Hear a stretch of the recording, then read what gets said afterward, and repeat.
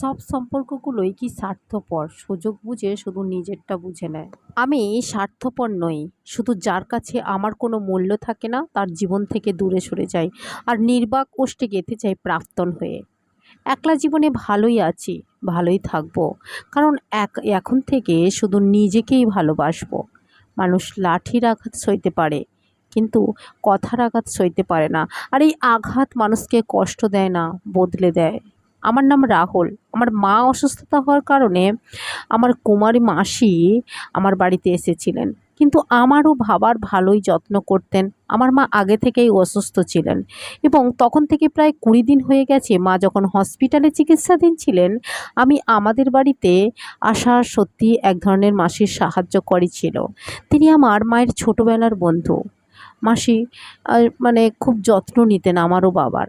এক রাতে যখন আমাদের রাতের খাওয়ার শেষ হয়েছিল, তখন বাবা আমাকে বললেন আমাকে ঘরে চলে যেতে। আমি তাদের কথা শুনিনি, কারণ আমি তাদের মোবাইলটা দেখতে চেয়েছিলাম। আমি হলরুমে বসে মোবাইল দেখছিলাম, তখন দেখি বাবা মাসিকে ঘর থেকে বের করে নিয়ে আসছেন। তারপর কয়েকদিন আমি দেখি যে বাবা মাসিকে ঘরে নিয়ে যেতে শুরু করেছে। এবার তাদের সম্পর্কের বিষয়ে আমার মনে নানা প্রশ্ন ওঠে। আমার মা অসুস্থ ছিলেন, আমি তার অবস্থা দেখে চিন্তিত ছিলাম, কিন্তু বাবা আর মাসির মধ্যে যা চলছিল তা আমার বোধগম্যের বাইরে। সেদিন যখন বাবার ঘর থেকে অদ্ভুত আওয়াজ শুনলাম, আমি ঘরে না গিয়ে হলরুমে বসে মাসির বাইরে আসার অপেক্ষা করতে লাগলাম। আমি জানতাম মাসি বাবার ঘর থেকেই বের হবে। বেশ কিছুক্ষণ পর মাসি বেরোলেন। তিনি খুব ক্লান্ত, তিনি পুরোপুরি ঘামে ভিজে গেছেন। তিনি অন্যদিকে তাকাতেই ভুলে গেছেন। আমি মাসির ঘরে গিয়ে দেখি মাসি জামা কাপড় ঠিক করছে। আমাকে দেখে মাসি হতবাক হয়ে গেলেন। আমি মাসিকে জিজ্ঞেস করলাম, কেন তুমি বাবার ঘর থেকে বেরোলে? আর তখন ঘর থেকে অদ্ভুত আওয়াজ কি আসছিল? মাসি কিছু বলল না। ঠিক রাত 11টা বাজে, তুমি এখনো ঘুমোওনি কেন? আর কেন মাসিকে অযথা প্রশ্ন করছো? রাতের খাওয়ার পর আমি তোমাকে ঘরে চলে যেতে বলেছিলাম, তাহলে তুমি কেন এখানে দাঁড়িয়ে আছো? বাবার ধমকানিতে আমি ঘরে চলে গেলাম। সারা রাত বাবা আর মাসি এক ঘরে ছিল, আমি জানতাম না। পরের দিন সকালে ব্রেকফাস্ট টেবিলে বাবার কথা কথা না বলায় মাসি বলল, বাবা কাল রাতে বকেছিল, তাই তুমি অভিমান করেছো? মাসি বাবাকে বলল, ছেলে বড় হচ্ছে, তার সঙ্গে বড় হলে এরমভাবে কথা বলা উচিত নয়। আগে বাবা আমাকে অনেকবার বকেছে, কিন্তু কখনো সরি বলেনি। এই প্রথম মাসির কথায় বাবা আমাকে সরি বলেছে। আমি বাবাকে ক্ষমা করে দিয়েছিলাম, আর তিনজন খুব খুশি। বাবা অফিস বেরিয়ে গেলেন আর মাসি মাসির ঘরে চলে গেল। আমি খাওয়া শেষ করে মাসির ঘরে গেলাম কথা বলতে, কিন্তু আমি দরজা খুলতেই দেখি মাসি তার ভিজে চুল ঝাঁকাচ্ছিল। আমাকে দেখে মাসি বলল, রাহুল ভেতরে এসো আর আমার সৌন্দর্য দেখো।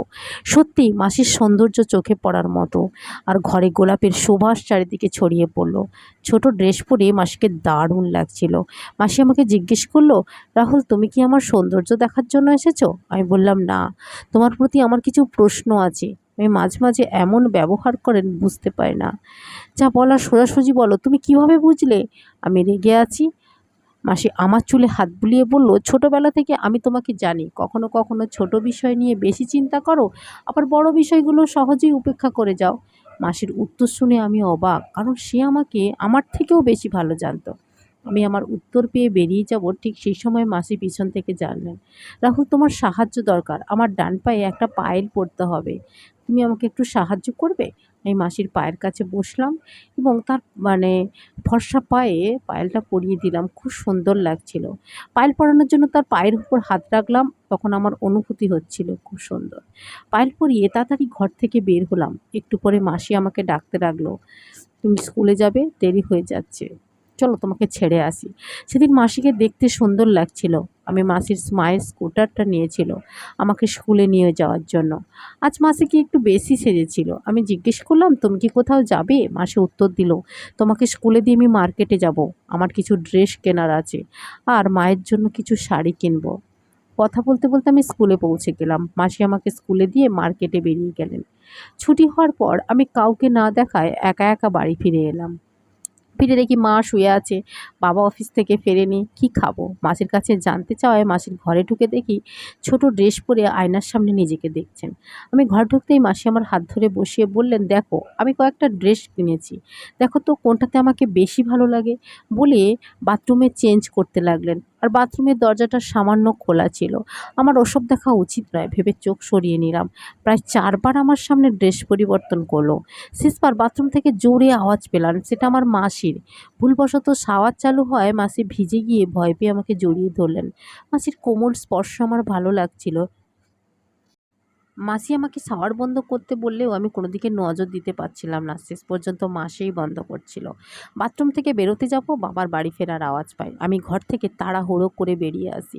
বেরোনোর সময় মাসি আমাকে বলল, কোন পোশাকে আমাকে বেশি ভালো লাগছে সেটা বলতে ভুলো না রাহুল। এখন যে ড্রেসটা পরে আছো সেটাতে বেশি ভালো লাগছে। সেদিন আমি বাবার সঙ্গে বেশি কথা না বলে তাড়াহুড়ো করে নিজের ঘরে চলে গেলাম। আর রাতে ডিনার সেরেও সেদিন হল ঘরে না বসে নিজের ঘরে তাড়াতাড়ি চলে গেলাম। কিন্তু ঘুম আসলো না। মনে হচ্ছিল বাড়িতে কিছু একটা ভুল হচ্ছে। বাইরে বেরিয়ে দেখি মায়ের ঘরের দরজা সামান্য খোলা। সেখানে কোথাও বাবা নেই। নজর পড়ল মাসির ঘরে। বাবা এখন মাসির ঘরে। মাসির কাঁধে হাত রেখে বেরিয়ে যাওয়ার উপক্রম। সেই সময় আমাকে দেখে বাবা তাড়াহুড়ো করে নিজের ঘরে চলে গেলেন। মাসির ঘরে গেলাম এবং দরজা বন্ধ করে দিলাম। আমি মাসিকে বললাম, মাসি আমি একটা প্রশ্ন করব, বাবা কেন এসেছিল তোমার ঘরে? মাসি উল্টোপাল্টা জবাব দিল। তখন আমি আবার জিজ্ঞেস করলাম। মাসি বলল, রাহুল তুমি ঘুমোওনি? না, ঘুম আসছিল না। মাসি উত্তর দিল, আমারও ঘুম আসছিল না। আমি জিজ্ঞেস করলাম, মাসি তুমি এত সুন্দরী, কেন বিয়ে করনি? মাসি বলল, আমার বিয়ে করার অনেক কারণ আছে। আমি মাঙ্গলিক। কোনো মাঙ্গলিক ছেলে ছাড়া আমার বিয়ে হবে না। আর মাঙ্গলিক ছেলে পেলাম না, তাই আর সারা জীবন কুমারী হয়েই কাটিয়ে দিলাম। আর তোমার পরিবার তো আমার পরিবার। তোমাকে তোমাদেরকে মানে ভালো রাখার দায়িত্ব আমার। মাঝে মাঝে স্বামীর দরকার হয় তাই। রাহুল বলল, এটা আবার কি কথা? তারপর বললো, দেখো বোঝাচ্ছি। 1 গ্লাস দুধ এনে আমাকে দিল। তারপর একটা ট্যাবলেট মেশালো। তারপর জোর করতে লাগলো, হ্যাঁ আমাকে তোমার একটা মায়ের দরকার আর আমার দেখাশোনা করার লোকের দরকার। তুমি ফোন করলেও বাবা বিশ্বাস করবে না, কারণ আমি প্রতি রাতে বাবাকে তোমার ঘরে ঢুকতে দেখেছি। বলে রাহুল নিজেই তার বাবাকে ফোন করলেন। বাবা খুব তাড়াতাড়ি উপস্থিত হলেন। তখন রাহুল বললেন, বাবা দেখো, মাসি আমার নামে না মিথ্যে কথা বলছে। আমি নাকি ওনার সঙ্গে খারাপ ব্যবহার করেছি। আর আমি যদি সেটা মানে ওকে, মাসিকে তোমাকে বিয়েতে রাজি করাতে না পারি, উনি সবার সামনে সেটা বলবেন। তখন বাবাই সত্যি কথাটা প্রকাশ করলেন। রাহুল তুমি চিন্তা করো না, উনি আমাকে বললেও আমি বিশ্বাস করব না। তুমি ওনার সঙ্গে কোনো খারাপ ব্যবহারই করনি। উনি তোমাকে শুধু ঘুমের ট্যাবলেট খাইয়েছেন, তুমি ঘুমিয়ে পড়েছ। আসলে বিয়ের আগে থেকেই তোমার মাসির আমার প্রতি নজর ছিল। মায়ের বন্ধুত্বের, মায়ের অসুস্থতার সুযোগ নিয়ে মাসি সেই সুযোগটাকে কাজে লাগাতে চাইছে। আসলে প্রতি রাতে তোমার মাসিও আমাকে চেষ্টা করতো কিছু খাওয়াতে। মায়ের ড্রিঙ্কস দেবে বলে ড্রিঙ্কস বানানোর জন্য আমাকে ডাকতো। আর এসে আমার সঙ্গে খারাপ ব্যবহার করতো। আমি তাতে রাজি হতাম না। আর তুমি যে আওয়াজটা পেতে সেটা তোমার মায়ের আওয়াজ। কারণ তোমার মা বুঝতে পারতো যে আমি ওর মানে এর শিকার হতে চলেছি। তাই রাহুল তোমার কোনো ভয় নেই। আমি কখনো তোমাকে অবিশ্বাস করব না। তখন মনে হতে লাগলো, এ কেমন বন্ধু? বন্ধুরা তো বন্ধুর বিপদের পাশে থাকে, বন্ধুর আপনজন। তবে যাই হোক, আজ এটা ভেবে খুব ভালো লাগছে যে বিপদের সময়ও আমার বাবা মায়ের খারাপ সময়ও তার হাত ছাড়েনি। তিনি তার স্ত্রীর পাশে দাঁড়িয়েছিলেন। মার বন্ধুত্বের বিশ্বাসঘাতকতা করেছিলেন। বন্ধু তো এমন হওয়া উচিত যা খারাপ সময়ে সঙ্গ দেয়, নাকি যে খারাপ সময়ে শুধু নিজের লোভ, নিজের স্বার্থসিদ্ধিটা দেখাতে চায়। এরকম বন্ধু থাকার থেকে না থাকাই ভালো। এরকম সুন্দর সুন্দর গল্পের নোটিফিকেশান পেতে আজই আমার চ্যানেলটাকে সাবস্ক্রাইব করে আমার পাশে থাকুন। দেখা হবে অন্য একটা ভিডিওতে। ততক্ষণ ভালো থাকবেন।